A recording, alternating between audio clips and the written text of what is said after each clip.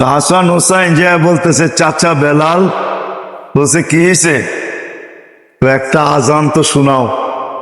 তো বলছে পুরা মদিনাকে ফেরত দিয়া দিছি, কিন্তু তোমাদেরকে ফেরত দিতে পারবো না।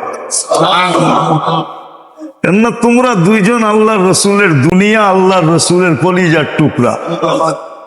তো বেলাল যখন আজান দিতেছিল তো মদিনার ভিতরে কান্নার রোল চলতেছিল।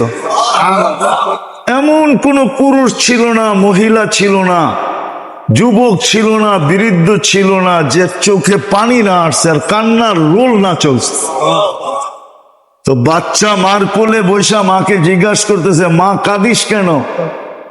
তো বলছে ওই যে বেলালের আজান কাঁদায় দিছে।